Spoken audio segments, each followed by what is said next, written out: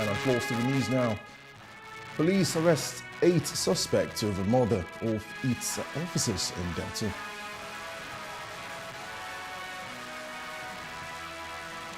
Rivers Assembly threatens to resume impeachment proceedings against Fubara.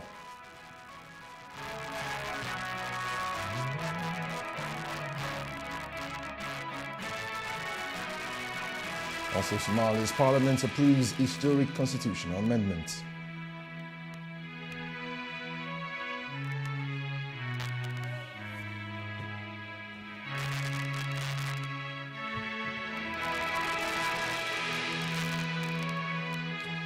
Lastly, Dutch nightclub on stage drama ends peacefully with arrest of suspect.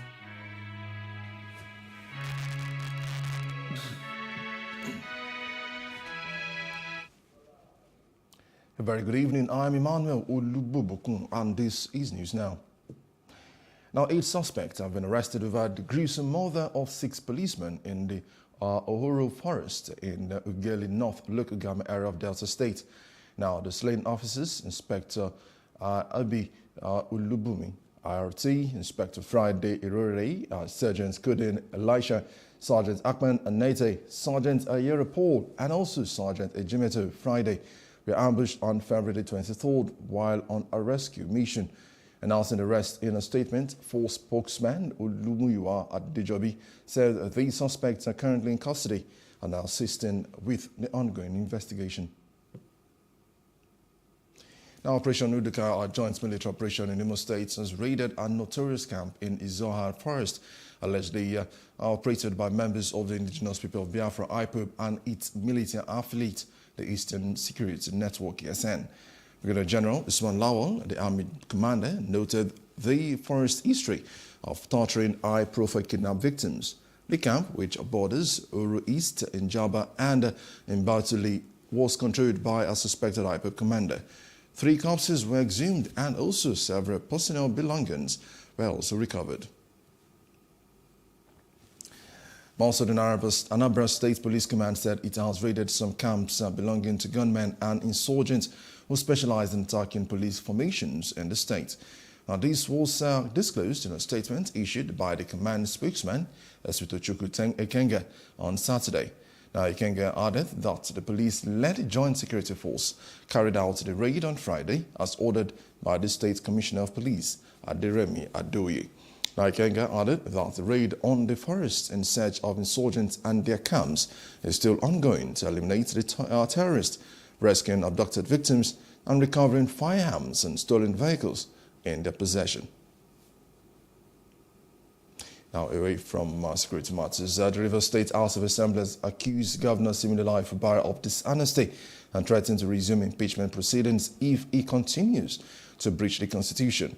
The Speaker, Martin Emewule, and also 26 Assembly members read out a 10-point briefing accusing Fubara of refusing to hold up to his end of the Presidential Peace Accord, which is signed without coercion. Now, they withdrew their impeachment notice out of respect for President Tinubu and hoped for Fubara to change his heart. However, they threatened to resume impeachment proceedings if Fubara continued to commit constant constitutional breaches. We have the mandate of the people, and that we swore an oath of allegiance to the Constitution to do the needful, including the impeachment of the governor, as a last resort. So if it becomes a last resort in accordance with the law, we will not hesitate to do so because no individual is bigger than Rivers State, including the governor.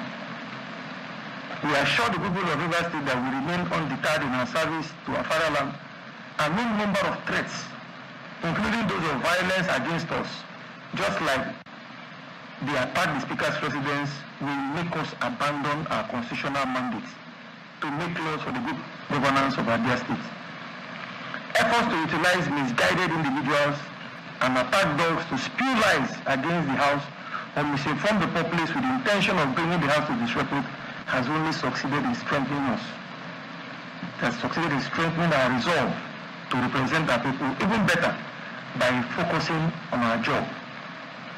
To this end, the 10th General Assembly will leave no stone unturned in our resolve to make a positive difference in legislation, oversight functions, and effective representation.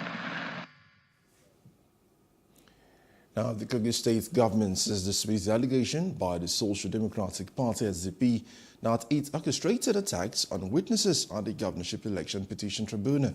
Now, the Kogi State government argued that the allegations was reckless and also logical, and as the public was already following the case and would know that no one would plot an attack against witnesses who testified against those who paid them to testify. Now, Commissioner for Information and Communications, Kingsley Fowler, emphasized that the case at the tribunal was between parties and that the state government was not one of them.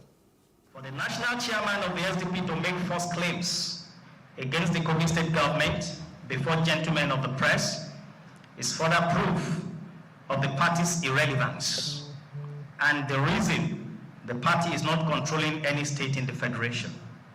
Kogi State cannot be a podium for the SDP to test its songs of division, ethnic bigotry, and violence. As a legitimate government, we won't be soiled in the oil of prejudice that the SDP has engaged in with impunity. We will protect all the people and residents of the state and also protect our integrity and image. If any attack did happen, as claimed by the SDP, it must have been stage managed by the SDP to justify their failure to produce the number of witnesses they claim to have in line with their modus operandi as witnessed during the campaigns. We urge the people of the state to go about their normal businesses, as there won't be any chance for anyone to attack any Kogite. No stone will be left unturned to ensure peace and security in the state. Thank you, and God bless you all. Now, the People's Democratic Party, PDP, is set to hold its first National Executive Committee, NEC, in over a year, following a court order from former governorship aspirant Segun Asomi. Now, the party's National Working Committee, NWC, has also scheduled a meeting of its Board of Trustees for the same day. Now, the PDP chieftain has now noted that over a year and 3 months have passed since the last NEC meeting under Dr. Yoshia Au. Now, the PDP Governors Forum has also urged the NWC to set up the machinery for convening party organs meetings from caucus to NEC as soon as possible. Now, Solomon Aguana, the chairman of the Bayelsa State People's Democratic Party, has urged all aspirants in the local government chairmanship primaries to support the winners before the April 6, 2024 election. Now, Aguana presented the party's flag to 8 candidates, emphasizing the party's values of peace, unity, security, and development. Outcome of what happened in our primaries. Please try and dismantle all those factional blocks. There's no faction in this PDP. Dismantle all those factional blocks, close ranks, and work together to deliver our candidates, so that the local government chairmen and their councillors will certainly drive the forces and drive what prosperity stands for. This party stands for what? For peace, unity, security, and development. So these are the 4 pillars that this party is built on. Now, the female Sigbami Party candidate and Kolokuma Okpokuma counterpart pledged to invest in agriculture, education, and other grassroots development in their local government areas upon their election. Going to make sure that the girl child is educated. I'm going to invest on agriculture, making sure, telling women about the goodness of agriculture, making funds possible, fertilizer possible for the women, for the men, so that we can actually go into agriculture. That I will do. Then the youth empowerment. Youth are futures of tomorrow. We are basically concerned with primary health care, basic education, bylaws, and then grassroots development. And as a chairman, we bring those things to bear. And the way our country is now, agriculture is today one of the main agents of development. We are going to bring back agriculture to our local government. We intend to bring a reorientation of our youth, teaching them the right values and telling them to come back to the base so that we can encourage development, fast-track development in the local government, and then bring modern facilities to the local government. Now, the Labour Party faction loyal to Lamida Papa has criticized Nigeria Labour Congress President Joe Ajaero for the illegal appointment of Sold Ejiofor as BOT chairman. Abayomi Arabambi, the party's factional publicity secretary, claims the mission was intended to fuel political insurrection and disorganize the party's structure. Now, Arabambi argues that the NLC lacks the constitutional power to appoint a caretaker committee and that necessary actions must be taken. Labour Party wishes to let Joe Ajaero know that in the electoral 2022 as amended, Section 77(1) stated clearly that a political party registered under this Act shall be a body there shall be a corporate body with perpetual succession and a common seal that can be sealed or be sealed in its corporate name only. The NLC present intention to appoint caretaker committee next week will be resisted by Labour Party with full force, as the leadership of the NWC is dissuading the party from these impending illegalities. Board of Trustee appointment of Comrade SOZ Ejiofor as chairman is unconstitutional, null and void. And our reason are as follows. The Constitution of Labour Party says there shall be a board of trustees which shall be appointed by the National Executive Council and shall consist of past and serving president, past president, all past serving chairman and national secretary who are still members of the party. If fail to adhere to this ultimatum, Labour Party will now use all lawful means to uproot NLC from their illegal abode in our secretariat. On no account must any appointee of NLC thinks he will go and sit down in that Labour Party secretariat. They must not attempt to sit in that party secretariat. Joe Ajaero, you do not have monopoly of violence. We are law abiding. Don't push us to the wall. Now, the Independent National Electoral Commission, INEC, has published the forms and particulars of candidates submitted for the Edo State governorship election. And the particulars were displayed at the INEC office in Aduwawa, Benin, and all its 18 local government offices. Now, the INEC head of voters, education and publicity, Timidi Awariwe, stated that the posting of the particulars was in line with electoral law. Now, the list is now available for the public and parties to check at all local government offices. The Commission has also appealed to Nigerians to scrutinize the documents and challenge the nomination in a federal high court if they believe the information provided by the candidate is false. Now, the more support group, our political group within the All Progressive Congress, has endorsed Governor Lucky Aiyedatiwa as the party's flag bearer for the April 20th APC primary in Ondo State.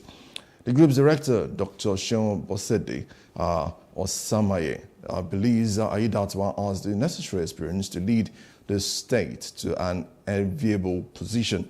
The group also highlighted the governor's empowerment program for youth and women, highlighting the importance of giving back to the society. Now, APC supporters from Ifedore local government praise Aiyedatiwa as a credible and experienced leader.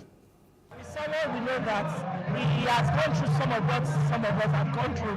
So we know using that as a benchmark, he's going to strive to do better for the state. And that is why we are speaking with one voice as a team in the federal local government to say that we are supporting him. I have brought my women, the men, elderly, across the local governments in each of the units, and I asked them to bring their membership cards. So it is to show that we are valid members of the party, and we are coming out to say boldly that we are with them. We are supporting him. We are asserting ourselves to say, Governor Olokori Musayi Datiwa, we are with you, and we want you to do better for our state once you click the ticket. And we pray that he will click the ticket, and by God's grace, he will be our flag bearer come April 20th, 2024. Somebody have been representing Ondo State at the board of NDDC. Somebody have been deputy governor. Somebody have been acting governor. Somebody today who is not the governor of the state. What kind of experience do you want? He's the most experienced. He's the most experienced among all of them. So, for people saying he doesn't have the experience, it is a beer parlor talk. I can tell you. The people running for this election, let them come and tell us, party people, we are in the same party. What has been their experience? That surpassed that of Aiyedatiwa. So I don't believe, and I'm sure they will say so. We think he's capable of doing it, and we pray Almighty Allah will support him to lead this way, to do it very well. Now, Kwanda youth and women in Benue State have called on Governor Hyacinth Alia, the Kwanda Traditional Council, and the Kwanda Social Cultural Organization to take action against the senior special assistant to the governor, Honorable Moses Nkenem, as his actions pose a threat to society. The group posted against the attack on Honorable Mele and Doso's Basi and also Mr. Stephen. We believe that him being there is an advantage for we youths, but now it seems we are no more benefiting from the dividends of his appointment, and we are rather receiving the negative impact. So as a youth, we are calling the governor to like intervene. Both of them, they are Kwande brothers, and they are also government appointees. We are very, very annoyed for what happened yesterday in Makodi. Our son on the Somora. We are not happy because we mothers here is that boy there giving us joy in this community. If the boy is not alive, we too will not be alive. We advise them. If we born children, you want children to get something and come and give you. And if they don't want to give us something, they should stop fighting. Or if Nkene don't have anything to give us, he should leave our son alone. Now, attendees at the protest highlighted illegal activities of the SSA Central Youth in Kwande. Local government calls in fiscal assault, threats and harassment. They called for the governor and authorities to intervene to prevent the destruction of peace for the Kwande people and also the state. This is not checkmating them, their activities, you understand? And the level things are happening here in Kwande local government. I'm telling you, before you know, in the next 2-3 months, this place will be full of thuggery. The appointees of the governor of Benue State, of the Hyacinth Alia, all of them, they are SSAs, and a common issue that came out within them has escalated so much, has been fight between the three of them. It's not fair. We don't understand. That is why the youths and the women, the mothers, the fathers of Kwande youths have decided to come out in mass so that they will ask the government to intervene in this issue. Pain us well because this boy wey dey call on the Somora. Na boy if we go to this community, whether he never chop government until one day they see plenty things what this guy do for us. So we hear say one of our brother wey na from Bagba for Nane here design with us go attack her for Makodi. So now that will pain us. Now we come out say make we allow make governor of Benue State know this thing. Make you know say this thing na wetin dey happen be this. We no like am. Now in a telephone interview, Nkenem Moses, Senior Special Assistant on Youth Mobilization and Empowerment to the governor, described the allegation as false, baseless and unfounded. But a show of pull aimed down syndrome by his jealous Kwande brothers. We cannot run away from all these things. When you're in a position of leadership, you cannot run away from all these things. Whatever, if my colleague feels that he will do all those things, he should do it. When it's done, he will rest. Whatever he wants to do, he should go ahead and do it. But I did not attack anybody. That's my position, and I stand on in that position. I don't even want to be involved in it. I think it's a form of distraction to me. I have a lot for the well-being of the youth of this state here. Regarding the mandate, so I cannot be distracted with all those things. He's also occupying the office in this government. From there, Thord Mainland Bridge, partially closed to traffic, will now be reopened within 7 days. According to David Umahi, the Minister of Works, who announced the decision during an inspection of ongoing projects in Lagos. The reopening will now provide relief to road users. Submitting everything about this project to Mr. President, and he'll be relating with the National Assembly in terms of funding. But the good thing about this is that this project has a self-cleansing mechanism in terms of return on investment. Lane marking is over, and then we open it, but formally will be commissioned by Mr. President when he is going to flag off the coastal road. We've seen it over and over again in this country, where you have great intentions when you want to begin a project, but along the line you run into some sort of trouble. But this is a project everyone is committed, both the executive and legislature, and it must be delivered. It was really the first time to have appointed somebody that knows how we can turn shovel into turning cement into reality, because it's actually a square peg in a square hole. These are assets that belong to all of us, to the Nigerian people, and your responsibility is to ensure that funding is made available to keep, all of this infrastructure in proper shape and form. For us as a government, we see ourselves as partners with the National Assembly, partners with the federal government, because indeed, what we see at the end of the day is that our people get service. The Kwara State Command of the National Drug Law Enforcement Agency has arrested 95 suspects for their alleged involvement in substance abuse. While giving a breakdown of the arrest made in Ilorin, the state capital, the agency noted that 79 males and 16 females made up the sum total of persons caught with over 44 kilograms of dangerous substances suspected to be synthetic cannabis, psychotropic substances, including 80 liters of codeine cough syrup and others. In the past few weeks, I think the command has effected several arrests and seizures. About 95 suspects have been arrested, comprising of 79 males and 16 females.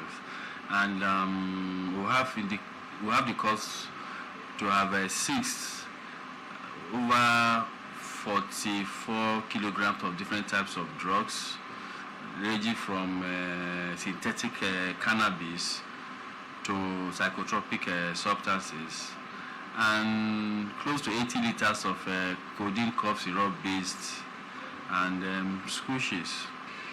Because we observe that the percentage of those that are getting involved in substance use, not just even use alone, even trafficking in the state is quite alarming, and the age bracket, 76% less than 25 years, cause for a serious concern.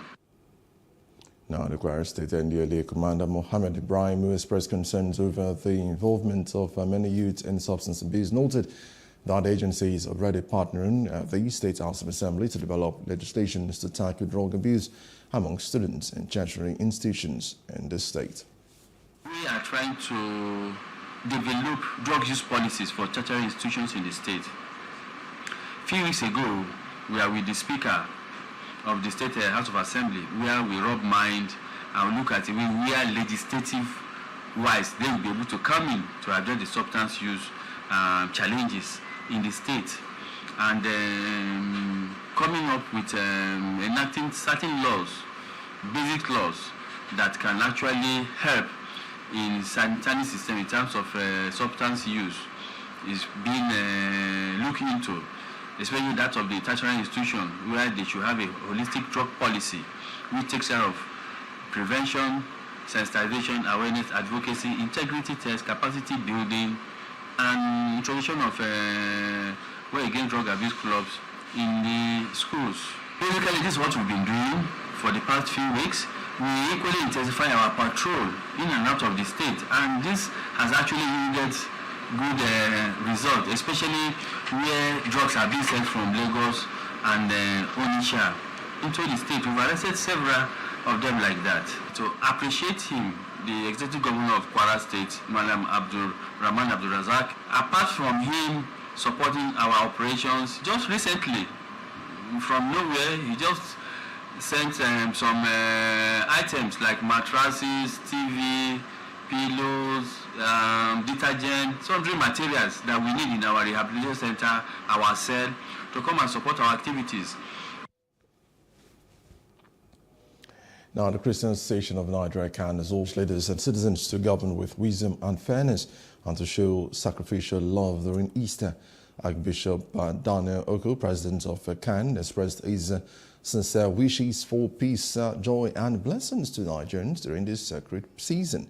He emphasized the significance of Easter in Nigeria's current state, emphasizing the need for unity and also mutual love. Now, Oko urged leaders to lead with integrity and citizens to also stand united in the face of adversity, as they encouraged their citizens to also embody the spirit of Easter in their daily lives and to renew their dedication to building a nation that reflects positive values. Now, the People's Democratic Party (PDP) has urged Nigerians to use Easter to renew hope in God and a more vibrant nation despite national challenges. The party's Easter message, authored by PDP National Publicity Secretary Debo Ologunaba, calls for leaders to show more selflessness and empathy towards their citizens. The party also urges the Nigerians to reinforce unity and love by sharing and supporting one another. The party also calls on the federal government to address the high cost of essential commodities and services to alleviate suffering.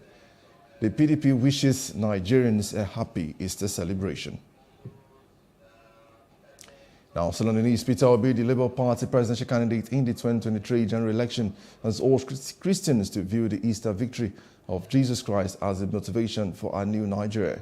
Obi believes that this victory holds the vital promises of a victory over Nigeria's challenges such as high insecurity, hunger, poverty, debt, inflation and corruption.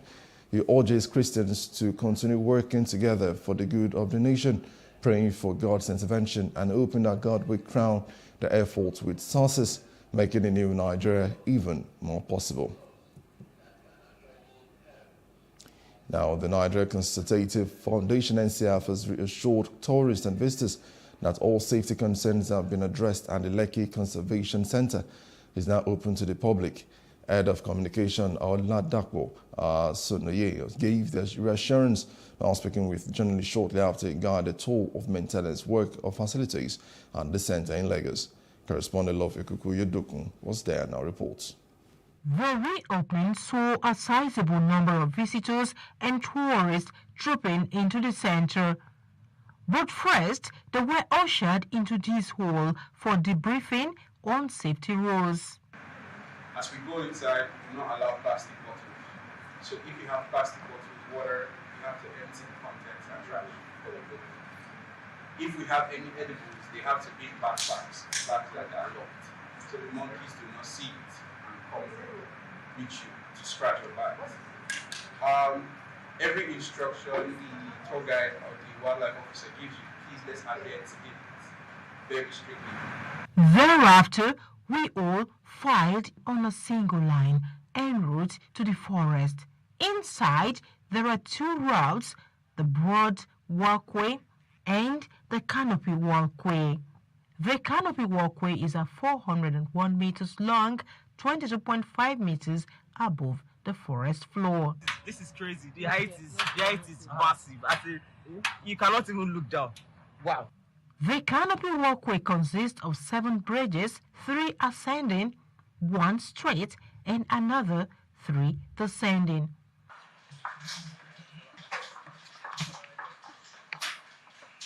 It's a 1 hour 30 minutes walk designed to give a better view of the forest. It was indeed a test of resilience, stamina, and focus. Here, the men are separated from the boys. This is the 3rd bridge walk, and it's the highest of it all. From here, you can have a very beautiful view of the forest at the Lekki Conservation Center. It's quite amazing. Wow. The expedition finally terminated at the family point where everyone relaxed and relished their experience. It was lovely. I really enjoyed the canopy walk. I thought it was longer than I expected. The height was amazing. The views were great. The wind felt great despite the heat.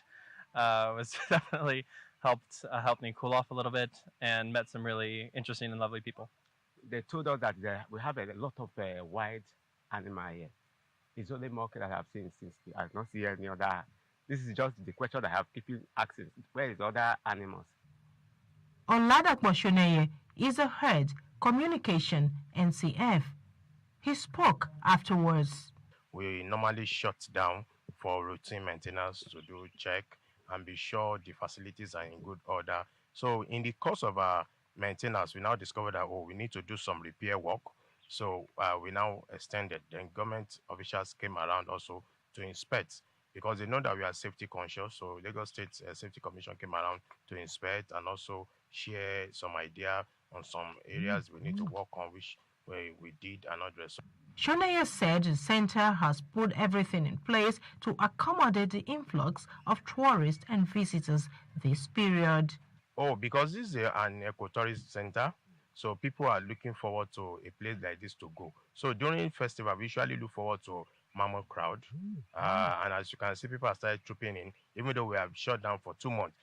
They've been looking forward to coming around, and the moment they heard that we are opening today, so even African foreigners, people are coming in. So we are expecting more people even this weekend. So it's usually a great crowd during festival period.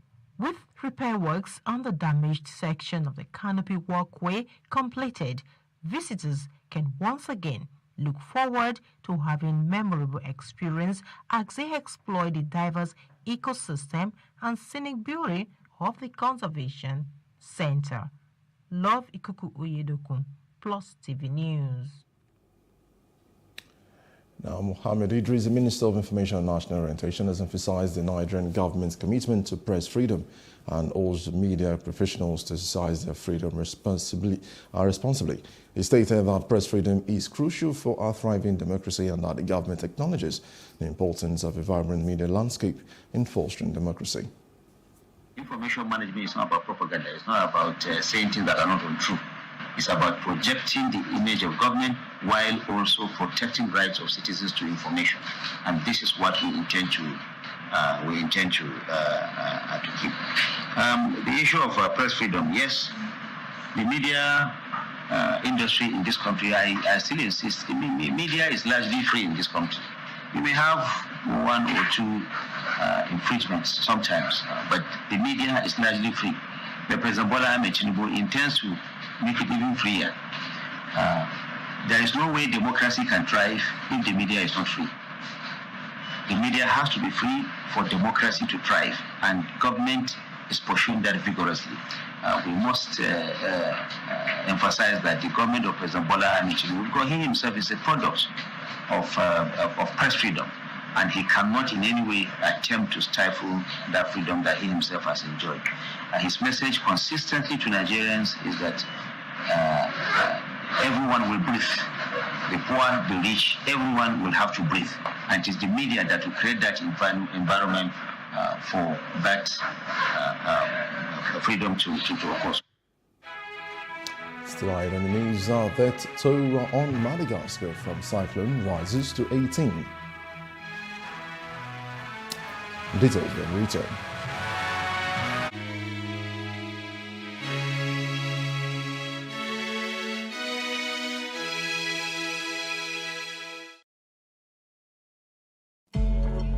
Sometimes, it's not just the distance we travel. It's the gaps we close.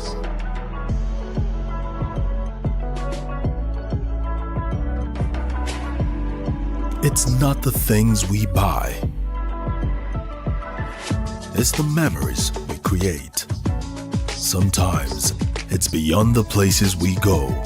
It's the connections we make. Not just the things we taste. it's the taste of things to come. And it's never a question of if, but when.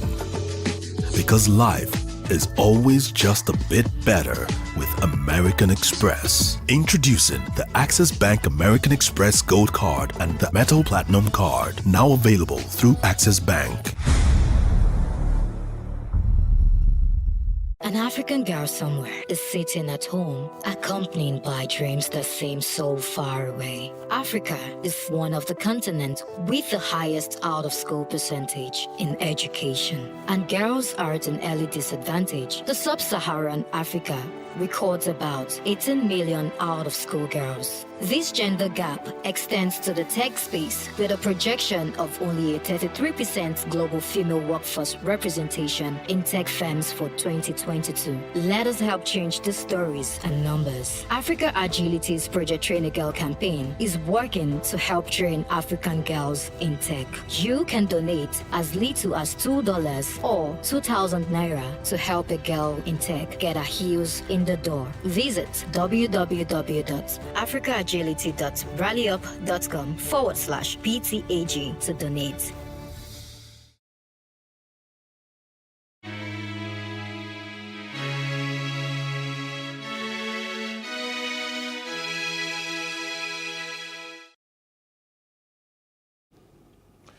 Glad to have you back. If you just joined us, you're watching Pulse TV News now. Now move on straight to other parts of Africa. Somalia's bicameral federal parliament approved amendments to the first 4 chapters of the provisional constitution, giving the president the power to appoint a prime minister. Now the amendments set the term of office for government constitutional bodies at 5 years and promoted a multi-party system. However, some political stakeholders, including former Somali presidents, oppose the changes. As Human Rights Watch warned that the constitutional proposal puts children at risk of child marriage and abuse, that Somalia's parliament should resist weakening constitutional protections for children. Now, Ugandan's President Yoweri Museveni's son, Muhoozi, has pledged to combat corruption in the military after becoming its top commander. Now, Muhoozi, who has been appointed as the new chief of defense forces, has now been criticized by opposition politicians as a ploy to groom his son for the presidency. Now, Muhoozi served as senior presidential advisor in charge of special operations and has been holding rallies. Violating a rally, a law prohibiting serving army officers from engaging in partisan politics. The opposition politicians have now expressed concern over Museveni's focus on family members rather than national issues. East Africa, including Sava, Diana, and also Analajif Durufo, as most victims died by drowning, falling trees, or running water. Roads and bridges were damaged, making travel impossible. President Andre Rajoelina visited damaged firsthand and is assisting. Emergency and also humanitarian aid operations are also underway with measures to deliver aid by air within 24 hours. Madagascar is one of top 10 most disaster-prone and cyclone-prone countries in Africa. Straight away, move on outside Africa. A hostage standoff at a nightclub in the eastern Netherlands has ended peacefully with the arrest of a man wearing a balaclava mask. The suspect, who was previously known to police, threatened the hostages with knives. Now, the last hostage has just been released and the suspect's identity was not released. The motive was unclear, but the suspect was known to law enforcement authorities and had previously been convicted of threatening behavior. Streets in the area were also evacuated and trains were cancelled to the town. Moving on, Palestinian ambassador to Niger, Abdullah Shawais, has stated that Gaza is transformed within the largest open-air prison to the greatest open-air graveyard. Now, he argues that there is no moral argument justifying continued sales of weapons to Israel, who continues to use Western weapons against the Palestinian people.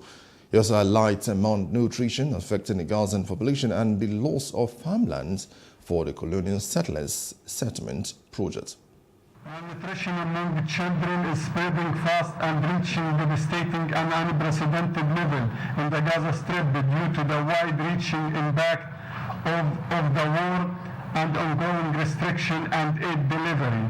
4.5% of the children in shelters and health centers suffer from severe wasting, the most life-threatening from the malnutrition, which put children at highest risk of medical complication and death unless they receive urgent therapeutic feeding and treatment, which is not available. The Israeli occupation government has issued a military order to confiscate 8,000 dönum, 1,977 acres of occupied Palestinian land for the benefit of colonial settler and settlement project. This is not the first time that fertile Palestinian land in Jordan Valley has been confiscated.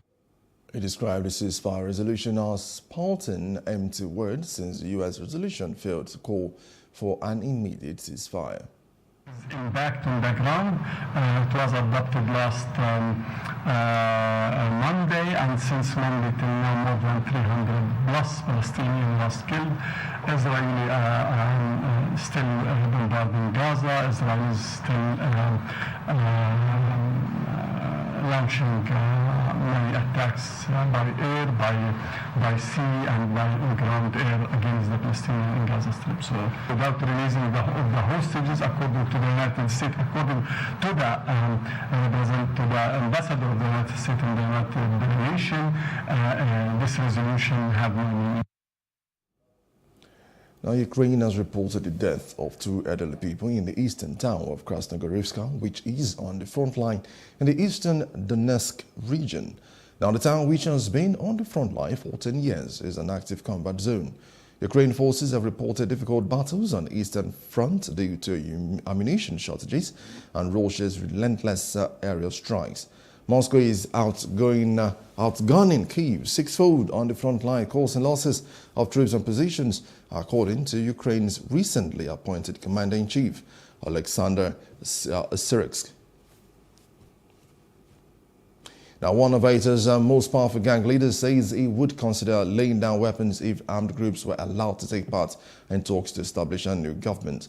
Now, groups led by Jimmy Jerizias, also known as Barbecue, are in control of most of the capital, Port-au-Prince. Now, he predicted the violence which has gripped Haiti in recent weeks could escalate in the coming days. Haiti, an impoverished Caribbean nation home to more than 11 million people, has been without a prime minister since 12th of March. Coming up next, Air Peace begins direct Lagos to London flight. And that's in business. You stay with us.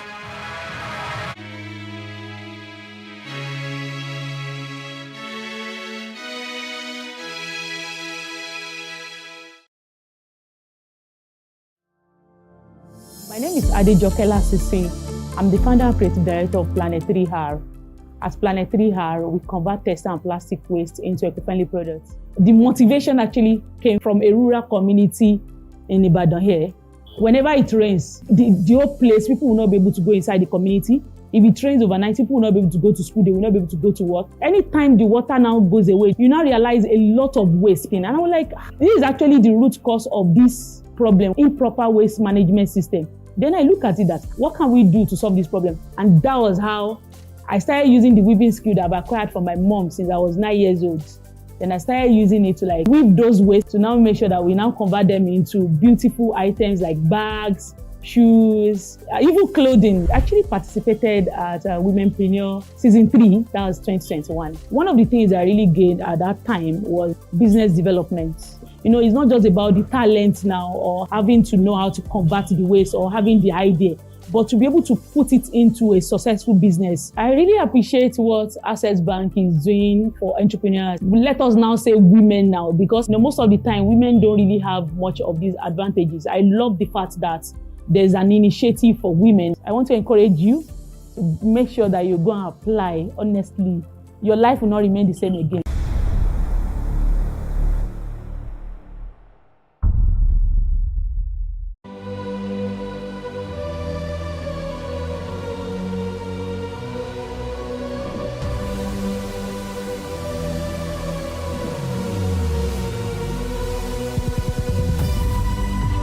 we do not understand, we will stigmatize.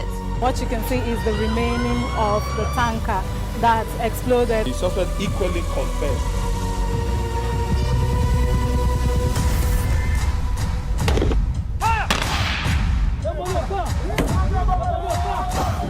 A 500 naira they collect am. If you no talk, then go beat you. Na 2,500 they pay.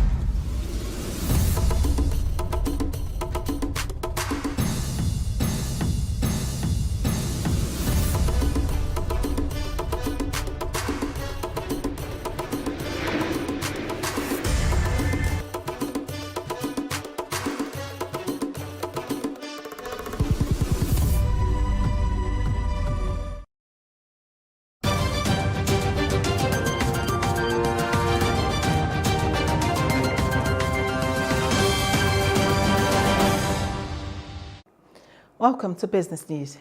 Air Peace, a privately owned airline, has commenced its Lagos to London flight services.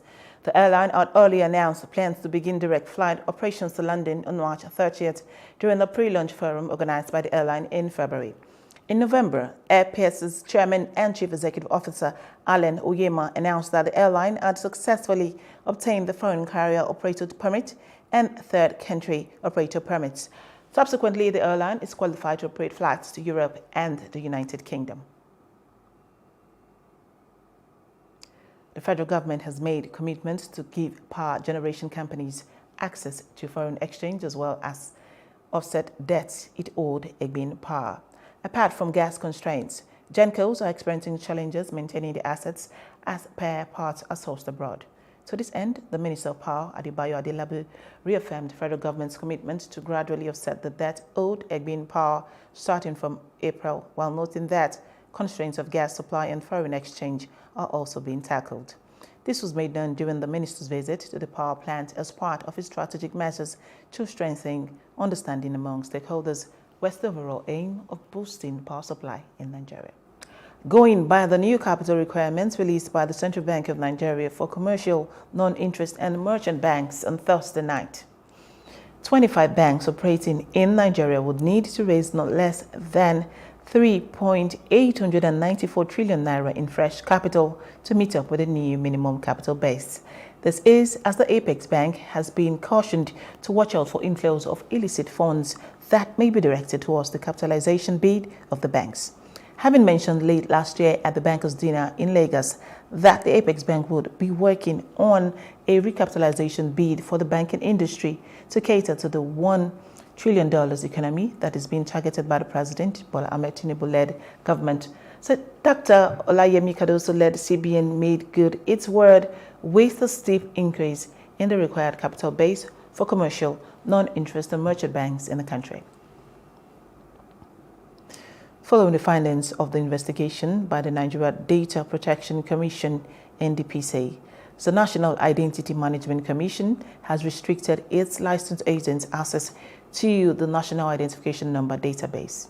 You do recall that a report by FIG had alleged that ExpressVerify.com, a private website, has unrestricted access to the names and personal details of every registered Nigerian. It added that the website has monetized the recovery of names and personal information on the Nigerian Identification Database. The NDPC, which is investigating the incidents of data breach at NIMC, averred that the ongoing investigations has revealed that a third party, which among others was originally authorized to provide verification services to citizens and genuine businesses, might have allowed ExpressVerify.com to use its name verification credentials to conduct verification. Manufacturers in Nigeria have urged the federal government to subsidize the production industry as a way of addressing the adverse effects of the rising cost of production and help businesses grow. The manufacturers believe that rather than taking the available resources and give it out just as a one-off palliative and the people become poor afterwards, the government could rechannel its incentives for local producers in Nigeria to encourage local productions and boost the economic fortune of the country. This call was made at the Stakeholders Engagement Forum organized by the Manufacturers Association of Nigeria in Anambra State, where they also discussed how small businesses can access funds for growth. And that's it on the business segment. The news continues. I am Shade Uwe. And now let's take a quick recap of our headlines. The police have arrested 8 suspects over murder of officers in Delta.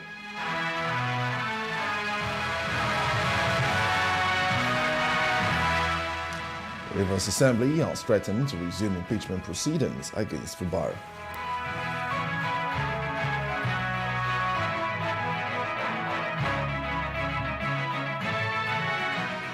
Also, Somalia's parliament has approved the historic constitutional amendments.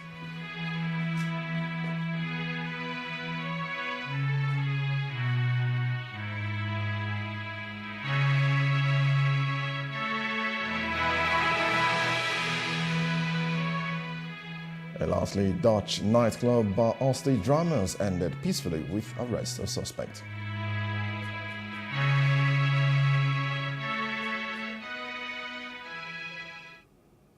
And that's the news now. For more stories, please follow us on Facebook, X and Instagram, and do subscribe to our YouTube channel, Plus of Africa and Plus of Africa Lifestyle. You can also view us from Limex with Limex.tv and Glow TV apps anywhere in the world.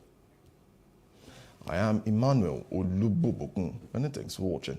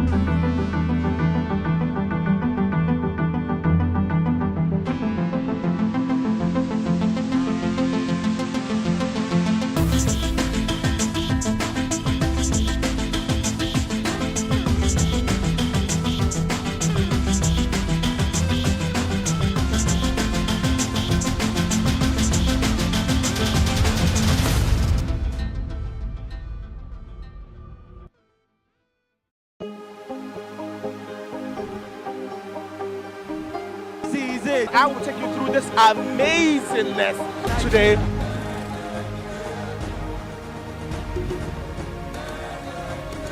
Welcome to Plus Trending. I am Bukky November, your host, saying thank you for joining us on today's episode. Welcome back. It's tea time on Plus TV Africa. Practice makes perfect. I'm not perfect yet, but I'm a lot better than I used to be. He's a king. He's entitled to marry 100 if he wants to.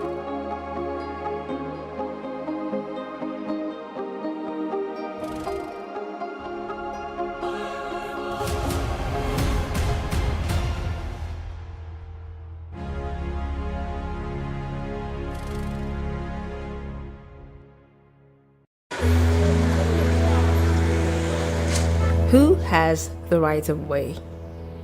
Nigerian roads come with a lot of chaos. The chaos is caused by a combination of drivers, motorcycle and tricycle riders, pedestrians and sellers who all claim the right of way. The chain of right of way holders in Nigeria is hierarchical, and car and motor drivers are at the top of the chain with pedestrians at the bottom. Car or motor drivers believe that they always have the right of way regardless, and motorcycle and tricycle riders don't even have any regard for who has the right of way. For fear of accidents and their lives, pedestrians have learned to cower. When a collision occurs, the question of who has the right of way is on the lip of all concerned as they try to figure out who is guilty. The law doesn't grant anyone the right of way, but you yield it to other road users under these circumstances. At a yield sign, to pedestrians in a crosswalk, to persons using a seeing eye guide dog, to persons using a white cane with or without a red tip, at T intersections where you must yield to vehicles on the through road, at uncontrolled intersections where vehicles are already in the intersection, when driving on an unpaved road that intersects with a paved road, when returning to the roadway after a car is parked. Pedestrians must always be yielded the right of way at intersections and crosswalks. Treat bicycles as motor vehicles. Yield to bicyclists in all situations where you would yield to a car. For example, wait for an oncoming bicycle to pass before turning left. Turn right at a red light if it's permitted and no vehicles are approaching. If you see a sign that says "No right turn on red," then you must wait for the light to turn green again. Otherwise, you must turn right at a red light after yielding to oncoming traffic. Stop for pedestrians who've begun crossing the road. Once a pedestrian has begun crossing the road, they have the right of way. You should also stop for pedestrians waiting to cross at crosswalks that aren't controlled by a traffic light. Yield to oncoming traffic if you're entering a main road.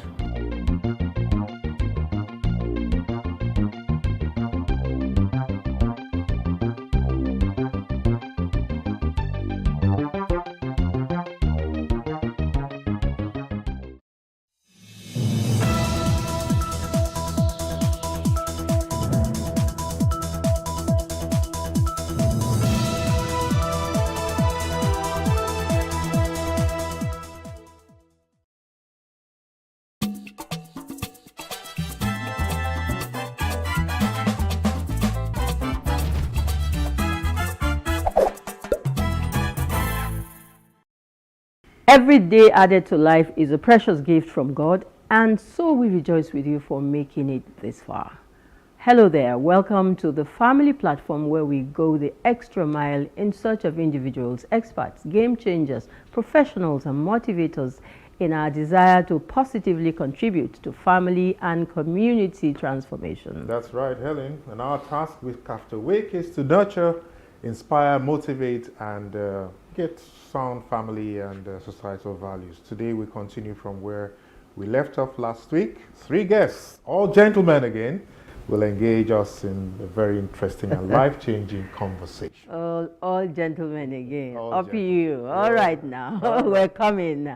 By design, all 3 guests have one thing in common: passion for changing lives and giving back to society. I'm Ongma Helen Odele, and I thank you for joining the show. Yes, and talking about the show, this is Today with John and Helen. We're live and we're reaching you from the studios of Plus TV Africa here in Lagos, Nigeria. I am John Senaya, yours truly. Welcome to a brand new edition of the program. Please, I want you to get comfortable while we go on this break. We'll return With in more. a bit.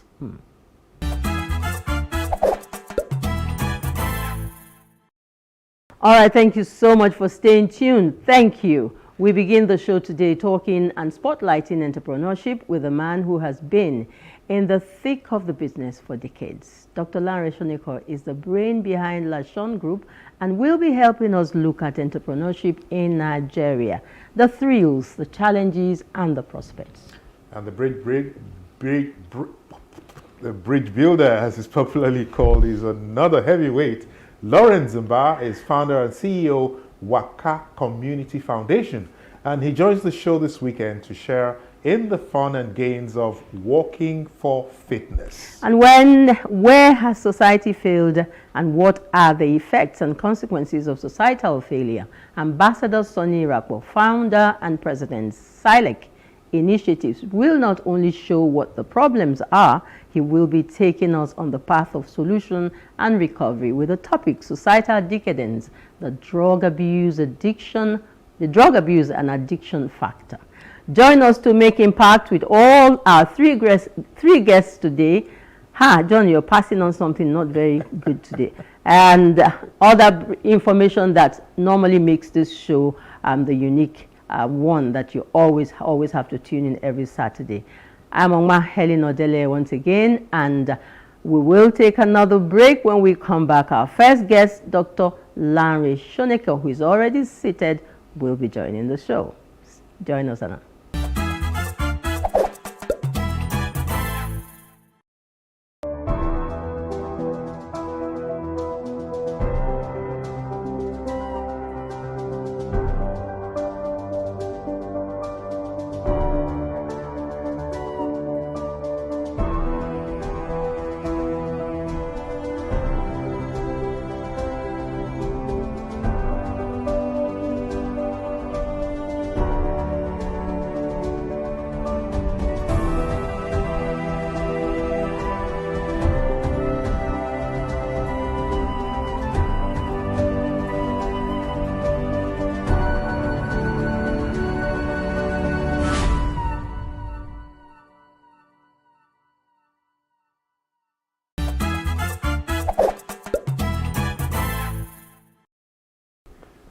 Thanks for staying with us. So, he is the executive producer of the first African industrial TV reality show, Pharaoh House, a passionate leader, a pastor, coach, farmer, security expert, realtor, philanthropist, and more. Our guest is a seasoned entrepreneur with over 2 decades of experience in real estate, marketing, strategic planning, and human resources. A member of several professional bodies home and abroad, and a recipient of several awards of excellence in diverse fields. Dr. Lanre Shonekon is SPY and Chief Superintendent of Police and GMD CEO Lashon, or is it Lashone? Lashon Group. And a conglomerate of 9 subsidiaries. And it's such a pleasure to have you with us, Dr. Shonekon. Is it Lashon or Lashone? Lashon. I don't know who has all those accolades. In fact, plenty of them we had to step down. All right, so they all belong to you. We are most grateful to you. With the hindsight that you just have a few hours in Nigeria where you had to return to the UK to meet your family and to spend the holidays. But you still found time to be with us here on the show. Thank you. Thank you. So, Dr. Shonekon, before you rush off to the airport to catch your flight, I have a few questions for you. Kindly oblige us. So, Dr. Shonekon, I'd like to know on a personal level. Yeah. Now, how did you get into all of this? Just tell us that. Well, I believe that there's always a desire. There's a desire. And sometimes the need for the challenge, challenges comes, and then the pursuit of opportunities.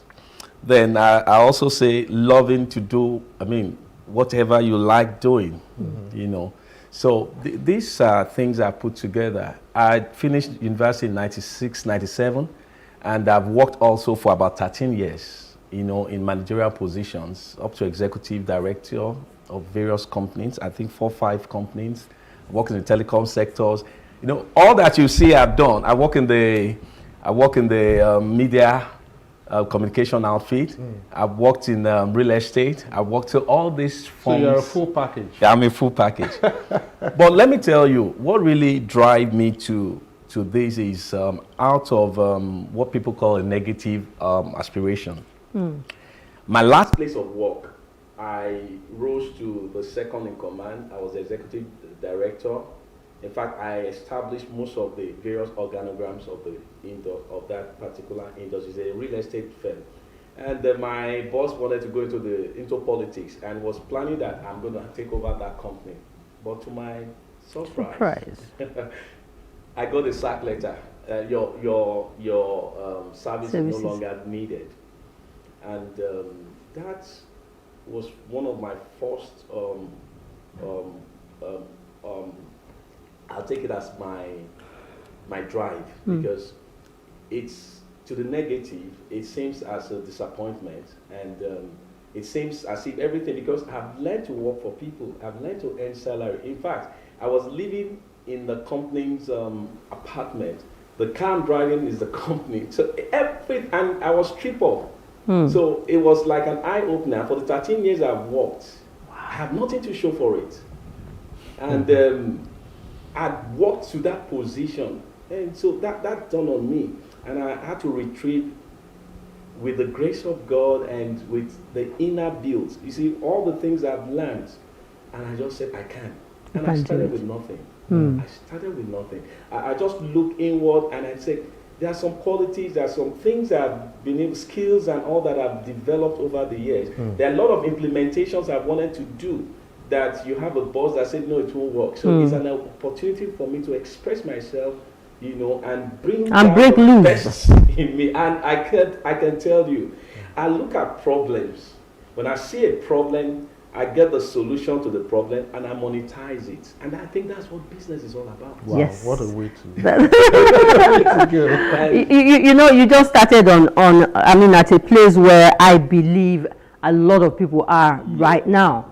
you know, there's a sack letter, or there's a landlord chasing you out of the house, or there's some negative things happening, and you're like, this is the end of the world for me. But then it isn't. You know, it's like a place for you to start. Just withdraw and see all of the things that has been deposited inside of you by God, and then pursue. Now, can you shed some more light on the unique thrills, you know, and the challenges that Nigerian entrepreneurs encounter compared to their counterparts, you know, in the other part of the world? Thank you. Like, I'm going to use my company as a case study.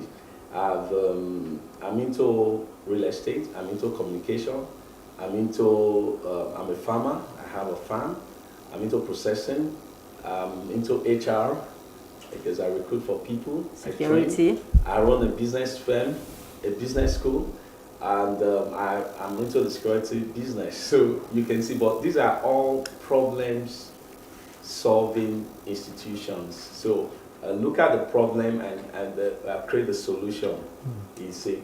So the thriving environment, there are so many factors that you have to consider over here. You know, I'm also running my business outside the country.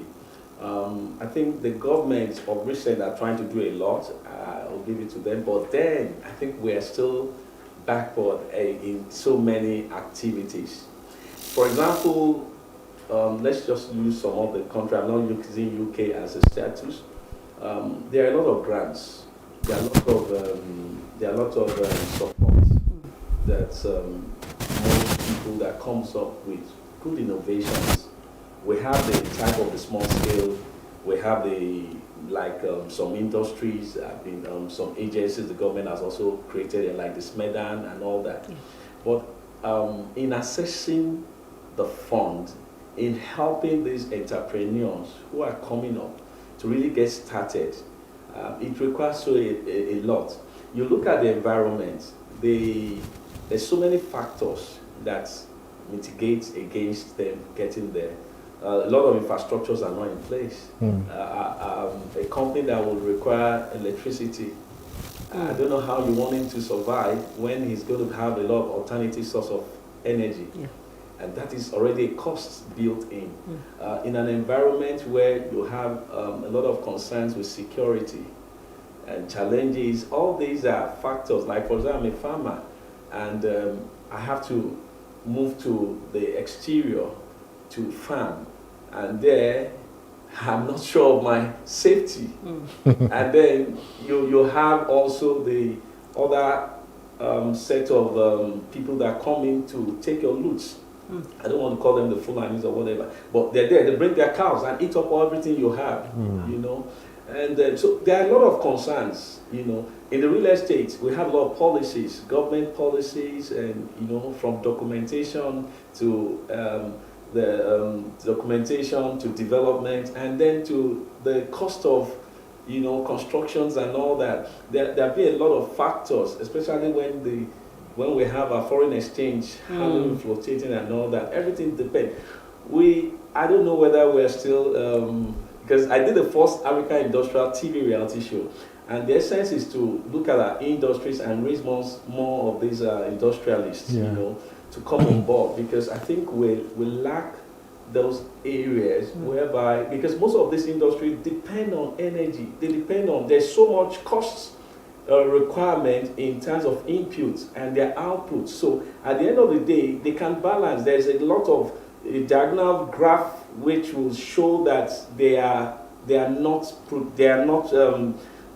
breaking even, you know, and many of them are shutting down. I see a lot of this. Yeah. Actually, I mean, a lot of what you just talked about are the uncontrollables. You know, now I want us to focus a bit on those controllable, you know, factors. Like, I mean, you're an experienced entrepreneur, and I want you to tell us how to navigate around regulatory hurdles, bureaucratic bottlenecks and challenges, you know, in a country like this. And mindsets, individual mindsets. Definitely. You see, if you set out, you should allow your passion, your goal to be your focus. The government comes up with a lot of regulatory policies and whatever. But you should also look into it. You need to have an understanding, an in-depth understanding of what the government is trying to do. Yeah. Sometimes they come up with this not just only because they feel that they need to put some things in place. Yeah. The government say file in your tax as at when due, register your company. It tells you that get a documentation for whatever you're doing, maybe title document for your lands and all that. Tells you. So you need to work towards this. Okay, we'll work towards it, Yes. but we'll take a first break, a short break rather, and we'll come back. Okay.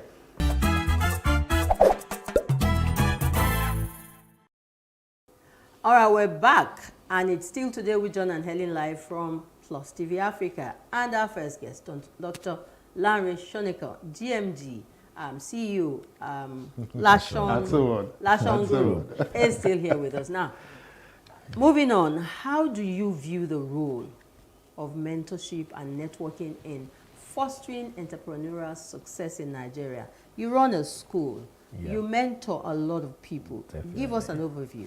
Well, the role of mentorship for me, or for entrepreneurial success, is paramount. It's really paramount. It's a multifaceted relationship, and that empowers entrepreneurs to overcome challenges.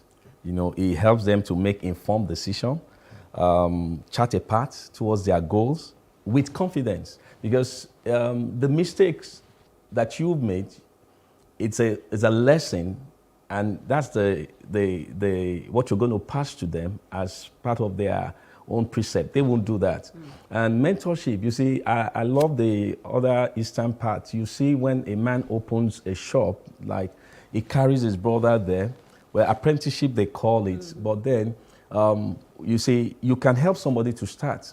Like what I'm doing right now for, I run this in the school, we have 4 different departments, like the skill acquisition right now, we just finished, we have 200 students. And you see, apart from training them on the skills and helping them to get infield, we've done over 500. So we have a mentorship program. And that is where you attach them to a particular idol who is in that field, who they can mirror, who had done very well, and it makes it very easy for them. They assess a lot of, they use the networking, gets people to get into their product. It helps them to get confidence. Sometimes starting out could be very static. So it gives them that confidence, it builds the confidence in them. It helps them to make good decisions, because business is about decision making. The wrong one will really bring it off. So I think. So what you're saying is mentorship is so key. It's one of the major factors. And it's not just about teaching someone. No. It's about taking them from point A to point Z. Definitely. Make sure that you have given them something to start. Definitely. Okay. That's interesting. Yes. Quite interesting, Doctor. Yeah. Now, most times when we talk about our dear country, we look at the negatives. Now, I would want us to, let's even look at the positive side. Nigeria, for instance, is often described as land of immense opportunities, and that is true. I mean, from your perspective, what are some of the promising sectors for aspiring entrepreneurs, like you say? Where should they go into? Yeah, well, to me, I will use the things I do, and I've seen them as where I am right now, the industries I'm functioning, I see them as great opportunity, which some of them have not been enhanced. So you're everywhere, Doctor. Farming, agriculture is a key thing. We import most of our raw materials, and a lot of industries depends on this. Food is key. You can't never. In fact, you see third world countries, many nations today, they're already preparing for food security, population increase and all that. How do we mitigate that? It's a great field that people need to look at. Initially, those days, we see farmers as those maybe peasant family just doing. No, it's beyond that now. Right? When I came in now, I set up a community agri system, whereby the youth they are engaged. You see, this creates also employment. It's a sector that I think the government also to look into. Most of the poultry farmers are crying right now because I run poultry. There's no feed because most of the feed, they need just maize. We have fertile land, we have all that. And to set in is so easy. So it's one of the industries that somebody can just go in and start up. You know, you start, and then we give mentorship. We run a school of agric also to just help them to start, and we give them lands to start. That's the scheme I'm doing right now. I called the whole community. I said, look, most of these lands, don't sell to me. I have already about hectares of land there. Some of our youths who are not engaged, let's bring them together. We'll give them the seed. We'll help them plow and prepare the land, produce, help them for the land clearing, plowing, harrowing, prepare it for planting. Then give them seeds of what to plant. They nurture and do everything with us and all that. When it matures, we will buy it from them. Awesome. See, and that is, you've created a whole system. Awesome. And then this we can take for processing and even for exportation. So it's a value chain that you can look at. The real estate also. Operation Feed the is Nation. another one. Operation Feed So the they Nation. can look at everything I'm doing right now. I see it as a great opportunity. We need, a lot of people need, you see, the business school I run basically is to help in those areas, the things I have done, to be able to impact. I run the School of Real Estate, School of Agric. I have executive entrepreneurship management training, and also the skill acquisition. So these are very narrowed areas. People can go in and Doctor. you get better. We're being told that we have barely 5 minutes. Given your extensive experience, now how do you approach risk management? We must look at that. And resilience in the face of economic uncertainties and market fluctuations. You talked about it earlier. But how do entrepreneurs mitigate, this? Well, basically, you need to know your onions. When it starts from, many of us don't have a business plan that gives us, the projections, financials. That is one. You should be able to, cash flow is a very key thing in running any business, because that is what it's right. So you must be able to look at, okay, the funds required, the funds needed, and you should be able to have it. Where is it coming from and all that? You should be able to impute, a process for your business. You see, sometimes you may need to bring in experts. You need to borrow ideas. You need to inject personnels. You see, the structure also is very key in every business. Okay. Those who manage for you and those who are in charge. Yeah. Those are the things that really affect business. I'm not in the country and my business is running. So in terms of looking at some of those concerns, like I remember sometime in 2016 when we had the economic downturn and there was a lot of challenges all over the world. I run an investment club, which really, and there are some factors that sometimes you can't control because when it comes general, but then you can manage it. You can manage it. And indeed, it's like you should always be on your toes. You must be ready. Yes. And indeed, you need a lot of creativity to be able to do that. That is just the key. Because entrepreneurship often requires a blend of innovation, adaptation. Innovations, definitely. So, do you have any examples you want to share with us? Yeah. Well, to me, that's why you see, I say I'm running my business. It's out of innovations, because you see new things. If you don't remain static, things change. Even everything we do, we'll see a recycle, we'll see things moving.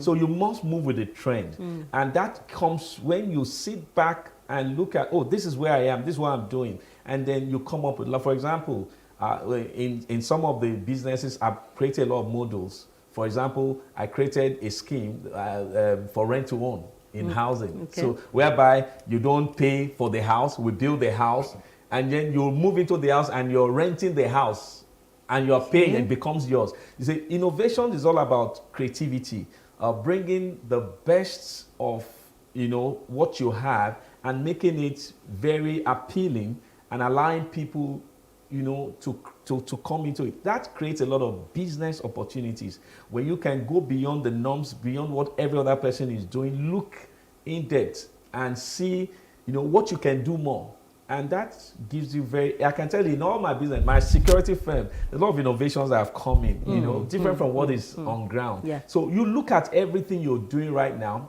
you have competitors, you have a lot of people doing the same thing. So look inward.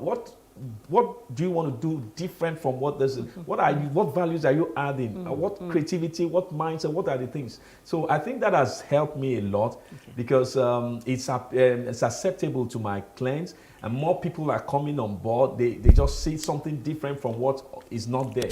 And that's just the way an entrepreneur needs to think. Exactly. We come up with creativity, you know, things that will make impact. You see, I've mentioned it. Yeah, you said it at the beginning. Yes. Find the problem. Look at the problem and get bring the the solution. So and there's monetize so it. many new problems on a daily basis. So yeah. you must be able to Just keep thinking see of them it. and work People on them. cannot afford the funds. They might not have the bulk funds, Yes. but you're making it easier for them. Okay. I created an investment, took up a cooperative. I run a cooperative. Doctor, if we let Doctor do little payments. You know yes, what? You know what? On the last note, Doctor. I was going to ask you. Do you get time to sleep? On the last note, Doctor, what words of wisdom or advice would you offer to aspiring entrepreneurs who are just starting their journey in this country and at a time like this? In 1 minute, please. All right then. Well, I will say that pursue your goals. Be passionate about what you're doing. Love it when you enjoy it. And be very creative. See, don't allow money to come first. When you have the idea, think through. The idea produce the money. Partnerships? Various things. That's why I say just think through. Sometimes you might just need just a leap. Everything is not about money. And I told you I started the real estate without money. So all I have, I looked inward and I started as a salesperson. Somebody had the money. I had a doctor friend who said, I want to buy 12 acres. And that was what set me up. I just collected it. So think through whatever you have, you want to do. There is always a solution. There is always what you can do. And it's not about, be very thorough. Be easy, be focused. Be focused. Don't allow, and those are my view. And don't dwell on the negatives and the problems. And that was a master class for free. Of course, definitely. So thank you so much, Dr. Shuneko, for coming. We shall, keep reaping from this wealth of experience that you've shared with us. And we want to wish you a safe trip back to UK. And we hope you'll be back home. I will be back, and I'll definitely come around again. All right, and as practical as it could be with Doctor anytime. I can't wait to watch this conversation again, when I'm focused and not distracted, so I can get everything that you have put into this conversation today. Thank you so very much. Thank you so much. Thank you for your time. Privilege to be here. Our conversation on entrepreneurship there with Dr. Lanre Shuneko, Group GMD and CEO, Lashon Group of Companies. Next is a break to allow us make room for our next guest, Lawrence Mba. Stay with us.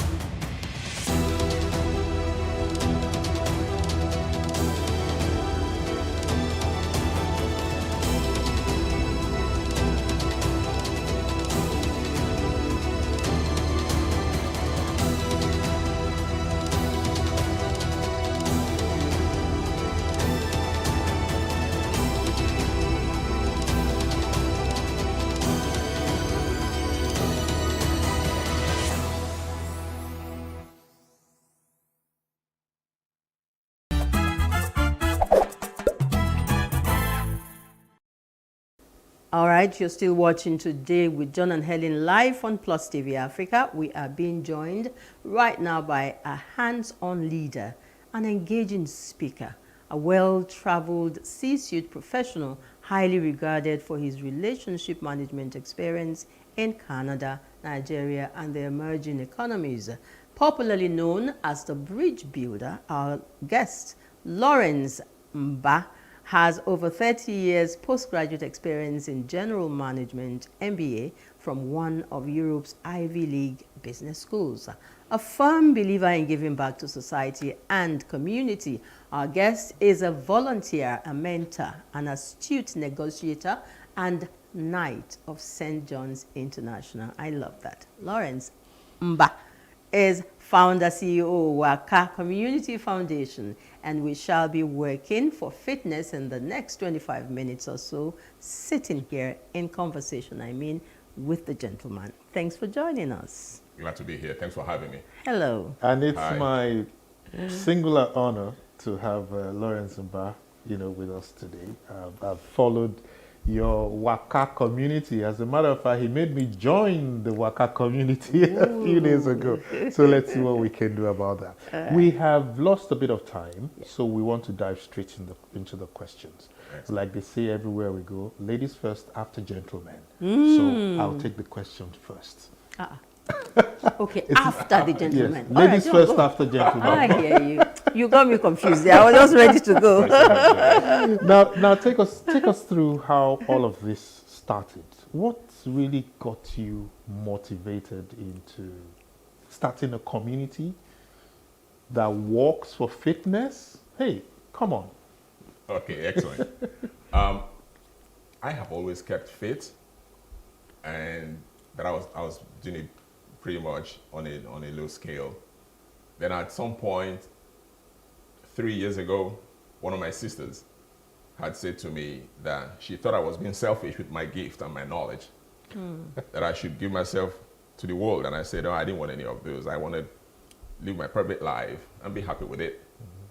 But, I realized that at some point in life, it's no more about you. Sure. It's about your community. It's about legacies.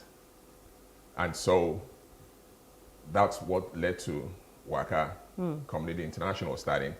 And as I speak, we are in 46 countries in 31 months. Wow. So we must be doing something right. 46 countries. Yes, ma'am. 46 countries in 31 months. And we've grown organically, month on month, by, the last time I checked, 150 people, new members every month on Facebook alone. Okay. We also have members on Instagram, on Twitter, now called X, on TikTok. We have a website. We're building an app. Okay. We're close to launching it. I shouldn't say much about that right now. So actually, the community has been hungry, or is always hungry, for someone to just step up and lead them in, especially this area of health. Because a lot of people are mouthing, you need to stay healthy, but getting started, is a problem. And when there is a community, when you have more people, it makes it a bit easier, I want to believe. So as a C-level executive, how do you integrate your passion for health and wellness into your leadership style and company culture? Thank you very much for that very loaded question. Health is the ultimate wealth. Yeah. Everybody wants to be healthy. What I just realized was I needed to have a business model that was going to simplify it. And part of that simplification explains why Waka is simply about 4 basic items. To Waka, to walk, to eat responsibly in small portions, to hydrate well, sufficiently, 2 to 3 liters of fluid, healthy fluid, water, iron drinks every day, and I must emphasize this, get adequate sleep. Many people underestimate the role sleep plays in our health regime. Yeah. It's important that we sleep enough. Sleep, if we don't sleep enough, you see, we can go without food for a week, you'll be good.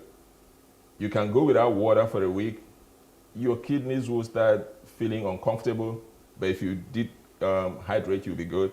But if you went without sleep for a week, you'll be dead. Wow. You'll be dead. And another thing is, when we don't have enough sleep, our brain cells eat themselves. Okay. Okay. All right. So let's go a little practical now. Okay. I'd want you to share some specific strategies or initiatives that you've complemented with, in organizations that you worked with in organizations to promote physical activity, such as walking programs, and maybe their impact. Okay. The key thing about walking, beyond being one of the best kept secrets, and beyond not being discriminatory on grounds of age, physical wellness, health, gender, it doesn't really matter. Like we say, everybody can waka, even though not everybody can jog. Walking is a low impact activity, so it's gentle and kind on our knees, on our ankles. Okay. So if you're dealing with issues of diabetes, if you have arthritis, if you're a bit overweight, walking is ideal for you. It helps us maintain very good cardiovascular health, helps us with shedding unwanted fat, helps us with maintaining healthy weight. And so, to your question, therefore, when you have a healthy workforce, the productivity goes up, output appreciates, you spend less on Medicare. The consequent savings that you have from not spending on having to medicate people, you can then plow into other productive sectors, like research and development, or inclusiveness of your people. So that's the reason why some organizations have found it worthwhile to partner with WACA, and we're open to many more, to be honest. A healthy, a Nigeria. I like the WACA thing, you know. Yeah, it's our thing. It's us. Absolutely. WACA is a global brand right now that's being grown out of Africa, out of Nigeria. Yeah. So it's ours. There's an affinity to it. True. You know. All right. Everybody getting own waka. You know, and the waka sometimes it's not only the krukekore waka. Waka can be anything Not just waka. No waka waka. Yeah. No. But waka. Yes. Yeah, all right. So, in your experience, what role does mindset play in achieving fitness goals, and how do you encourage positive mindset within your teams? Okay. Keeping fit and staying healthy is a lifestyle. It requires discipline, mindset. It requires persistence, mindset. It requires patience, perseverance, sacrifice, tenacity. You fall 7, get up 8. There are times you don't want to do it, but you got to do it anyways. Okay? So that's about your mindset. You've got to have that discipline. And you've got to be consistent. I can't overemphasize this. Consistency makes all the difference. You can't be a weekend warrior. You can't be an absentee, keep fit, or health conscious individual. Not once in a month. Not at all. You've got to be consistent. And that's why we say to people, waka 30 minutes every day. Ooh. You don't need to do more than that. It's a lot easier to waka 30 minutes every day, 5 days a week. That's the gold standard of 150 minutes every week. Instead of spending 2 hours one day and the next days you're doing nothing. No, you got to be consistent with it.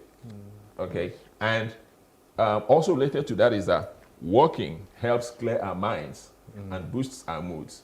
So talk mental health, talk mindset. Yeah. Walking is it for you. Yeah. Wow. I'll give you a little secret, Helen. You know, I've followed Lawrence Mba for many years, you know, and I've known him to be a top and astute management person. And I know that a lot of things you've done in the past have got to do with maybe change management and all of that. So how do you address resistance to adopting healthy habits? I mean, like regular walking within corporate environments, because people don't want to change. Okay. They want to remain in their comfort zones. John, you don't mind if I say this, but John and I know, we go way back. Yes. We go way back to 1987. That's right. When I was a young brand manager. That's right. In what was then Lever Brothers. Lever Brothers, yes. Unilever didn't exist at the time. And John was in advertising. Okay? So that's how far back we go. Okay, I won't say more about that. But that's the point. We've always, in marketing and in management, you say what's in it for the person. If you get people to see what's in it for them, they will do it without you being there. And there's no better way than to illustrate and explain and tell a story and get people to see a picture. Show them what they stand to benefit by being healthy. That's why we're largely altruistic in what we're doing in Waka Community International Foundation, by the way. That's what it is. If they see the benefits, your job is done. That's the why. That's the key thing. Yeah. They've got to see it, and you've got to make it easy for them to go along with.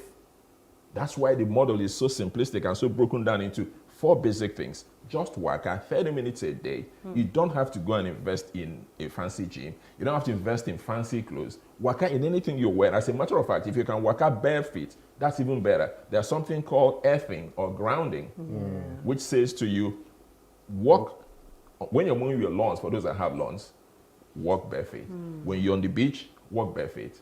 The organs of the body are situated on the sole of the feet. And so if you get to understand that, you're good.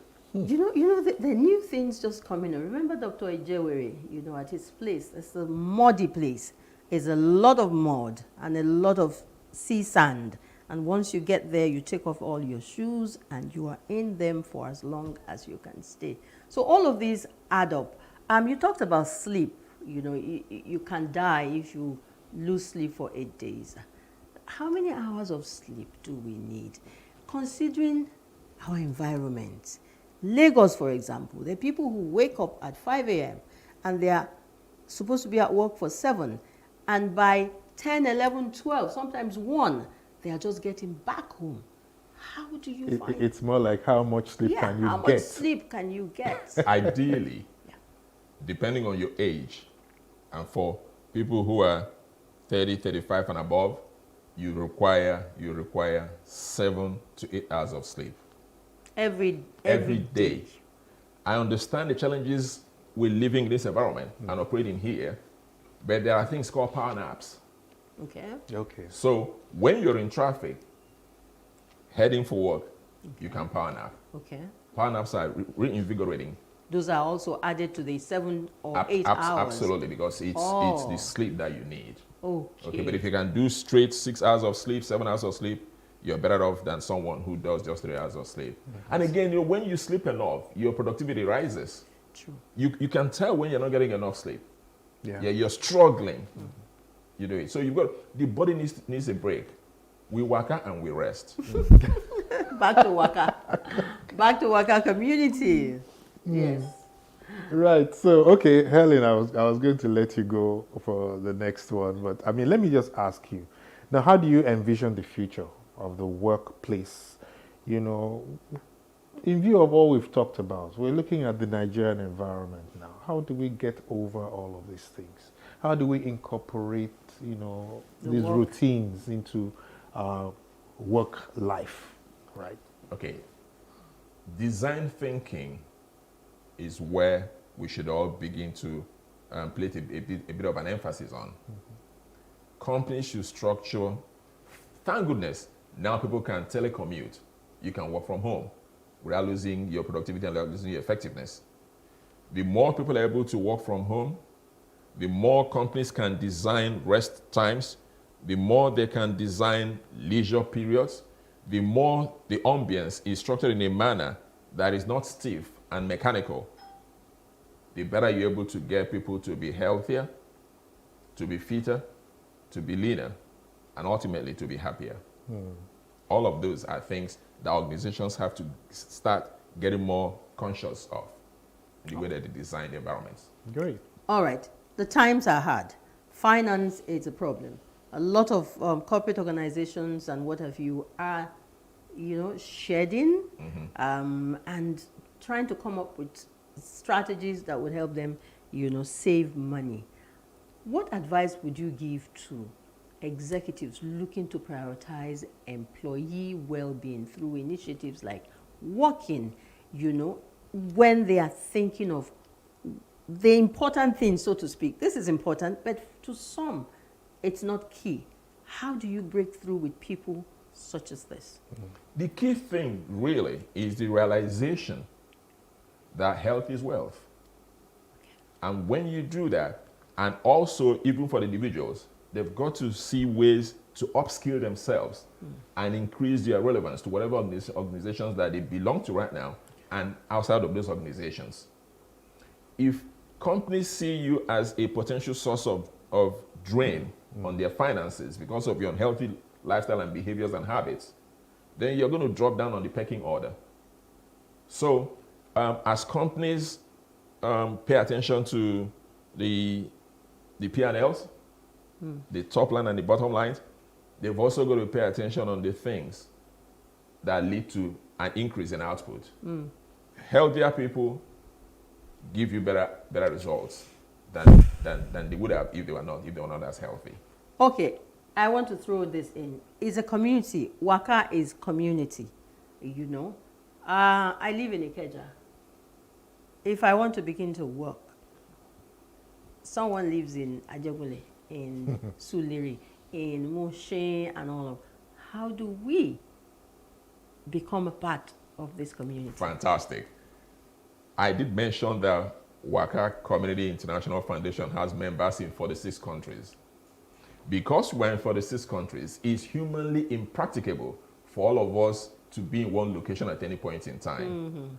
Our model is such that anywhere you are, Waka, and upload the videos, photos, and the stats of your Waka on our platforms, on Facebook, on Instagram, on Twitter, on TikTok. Wow. That way, you inspire others. And that way as well, together, we keep changing lives.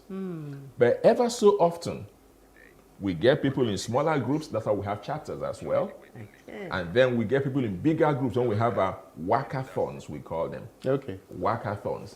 And we had one on the 23rd of March in honor of Dr. Ade Alakija, who used to be a member of Waka Community Foundation. We had 570 people in Lekki Wakaing from Admiralty Way down to Bodilon and back.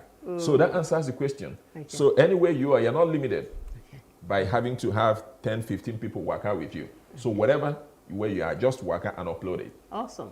Awesome. Awesome. Wow. I hear that we have just a couple of minutes to go. And I don't know how time it's just flying. Well, you're having fun time. But I'd like to throw something in. You're looking very fit, very healthy. And when I grow up, I want to be like you. Oh my goodness. Thank you for the kind words. Right? Yeah, thank you for the kind words. And I know that Helen will be green with envy, as she usually is.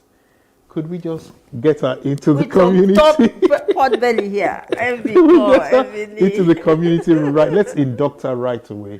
Yeah, so you see, our doors are open, and we continue to welcome people. We don't discriminate at all. Okay, our youngest member is 14.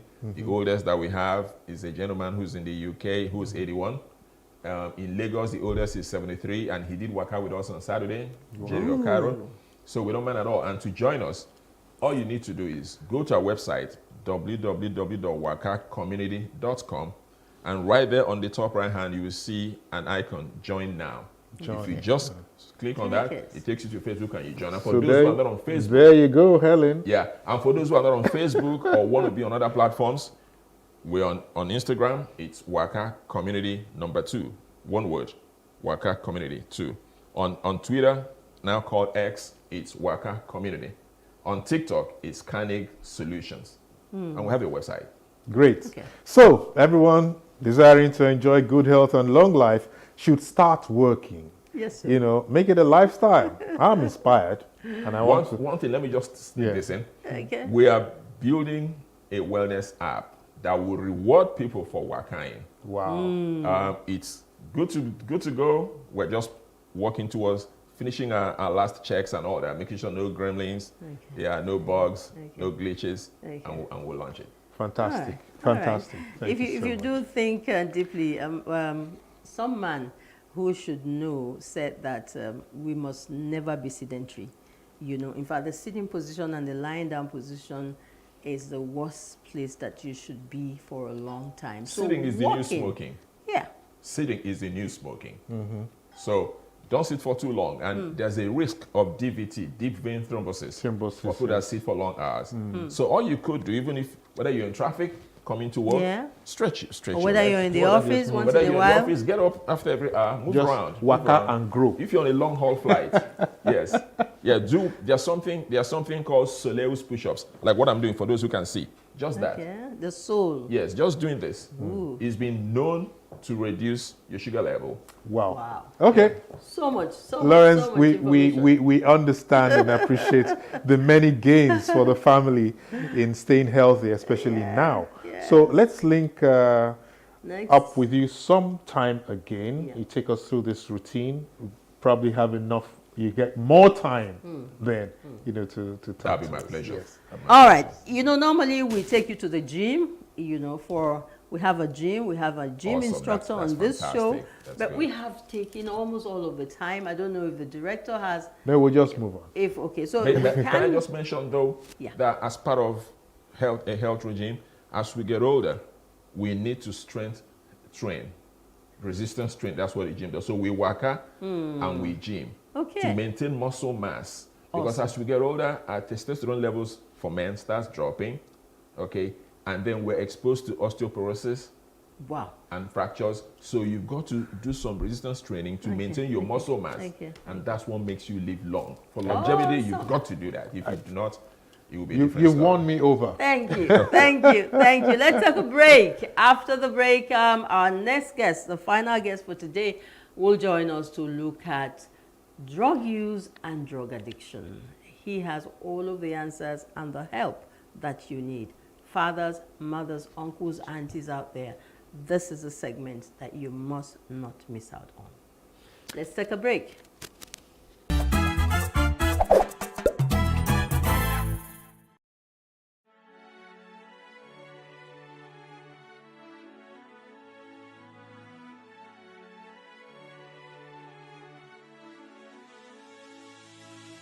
It is engagement we need to have. Those who suffer miscarriages are never taken into account. Members of the National Assembly are also influence peddlers.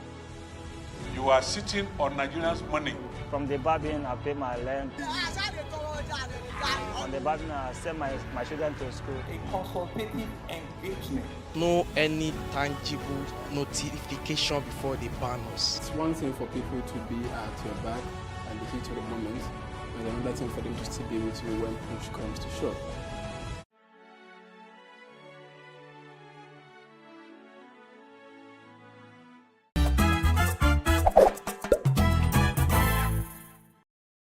So thanks for staying with us. This is Today with John and Helen, and we're live on Plus TV Africa. Now, families have been wrecked, promising future dreams, all shattered by this evil.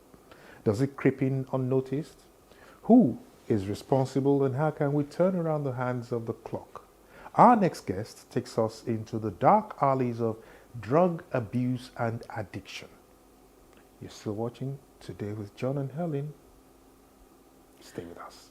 All right, so our last guest is a drug prevention strategist and interventionist. He's a certified United Nations drug prevention advocate and recipient of many awards and recognitions both home here and abroad.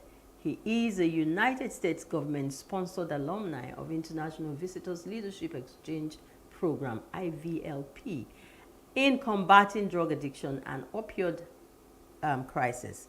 Having championed Delta Beyond Drugs, Bayelsa Say No to Drugs, Lagos Beyond Drugs Addiction, and other life-transforming interventions and programs, our guest is comfortable in this terrain and recognized far and wide as a youth drug advocate and anti-drug ambassador. John, you want to take over from there? Yeah, because it really is time to get answers from him. Ambassador Sonny Irapo, founder, Select Initiatives. Hello, welcome. Yes, thank you. I love your package. You love his swag. Thank you. He's always swagging. I just want to look like my people. And really, we can't wait to hear, you talk, scatter tables like they say, as we take a look into societal decadence, the drug abuse and addiction factor. So let's dive into the questions. This topic is really one that is very, very close to our hearts. Okay, so let's take it home. What led you to dedicate your efforts towards addressing drug abuse and addiction in the society? Well, thank you so much for having me. What led me to, the issue, addressing the issue of drug abuse in Nigeria is as a result of the fact that I've seen damages that he has done to promising youth, particularly in the secondary school. I had a secondary school mate, very brilliant, went to the university. When I came back serving, I met this guy, couldn't believe my eyes what I saw. Drug has taken over the guy, and this was the guy that was very brilliant in school, a science student. And I had a close, conversation with him. He confided on me, he said, boy, not drug go. I was pained. So 14 years ago, during the National Youth Service Corps, I took up the responsibility and see if this guy can hook in this substance, then every other youth is vulnerable. Yeah. So I began to, vehemently take the campaign to streets, to churches, to every nook and crannies of the country, including on media, social media. I'm there. So driving the message of saying no to drug abuse, because young people are the engine room of any nation, including ours. Yeah. So if we leave them to die, who is going to drive the various industries that we're having? Yeah. So that is what led me. Then I started during the NYSC, and today I'm not regretting that I'm making my impact as far as nation building is concerned. Thank you. All right, John. So maybe you would want to shed some more light on the current state of drug abuse. You've talked about your friend, drug abuse, addiction in Nigeria. What paint us that picture? Well, it is sad because I'm seated here today because of the fact that I have seen the damages. I wish our leaders had seen the damages just the way I'm seeing it on a daily basis. They will take up the issues and address it the way it should. Now, if you talk about drug abuse in Nigeria, it's alarming, it is worrisome that it needs all our efforts to address it. Now, in a state where, according to statistics, that age 18 and 39 are the worst users of this canker. And if you look at this age bracket, these are young people supposed to be contributing to the growth and development of a country. These are the engine room, like as I've said before. So if they are vulnerable to drugs, there's a problem. Now, according to the Psychiatrists Association of Nigeria, that age 18 and 38, 85% of those age are regarded as mad people in the street today as a result of drug abuse. So what am I saying? This also boils down to we are losing our productive age. Yes. Yeah. We are losing our productive age. So if I begin to tell you what I've been experiencing, you will shed tears. In a state where you see a boy of 12 smoking marijuana, in a place, in a society where you see 15 in the secondary school as I speak to you, I'm a campaigner, I'm a grassroots person. So on a daily basis, I see how they are recruiting these young people into the space of drug abuse. So it is alarming, it is worrisome that every one of us must see this as a fight that we should fight. Why we should demonstrate our effort towards it? Because let me tell you, the issue of drug abuse, you can be a primary victim or you can be a secondary victim. A primary victim may be somebody who is engaged in drug abuse. A secondary victim is somebody, maybe someone who is engaged in drug abuse. Through that action, you can be consequential to the lives of individuals. And I will give you a classic example. Now, for the ladies, now you see these other boys, okay? They invite them to their homes. Most of them, they don't know that I have witnessed it. They drug them, and at the end of the day, they sleep with them, they take the vitals of their body. And they call them, you know what they call them? They call them walking corpse. That is to say they are dead while they are walking. Why? Using on a daily basis. Why? Because these drug traffickers, they've seen Nigeria as a market. They've seen markets from the youthful population that they need to sell drugs to them because of the disadvantage that we have. Okay. All right, so disadvantage that we have. You know, you walk the streets of Lagos, and at different points, you know, when I'm passing here, this is some location for these boys, these girls, and all that. And a lot of people, government knows. We really don't know what is happening. They can't be picked up, they can't be helped, and all of that. Now, what are the common misconceptions or myths that surround drug abuse, and how do you work to dispel them through your initiative? Some people tell you that Indian hemp is medicinal. Some young people tell you that. I don't know where they got that information from. And more of them, like you said, are being, you know, initiated into it. How do you dispel some of these myths and some of these untrue? Thank you. One of the factors that is responsible, apart from looking at it from the biological aspect, we look at the social pathologies, okay, which you've mentioned. One of the social pathologies is the peer pressure. The peer pressure is also a factor that is responsible. Right? We look at ignorance. Ignorance, they say, is a disease that should be cured in the school of knowledge. Our young people, they carry smartphones, but they don't know that smartphones, there's a lot of information too that you can get from the smartphone. Those who justify marijuana to be very medicinal, that's what they said. They say this will not be vegetable, not vegetable now. They can just take her. You understand? But I've also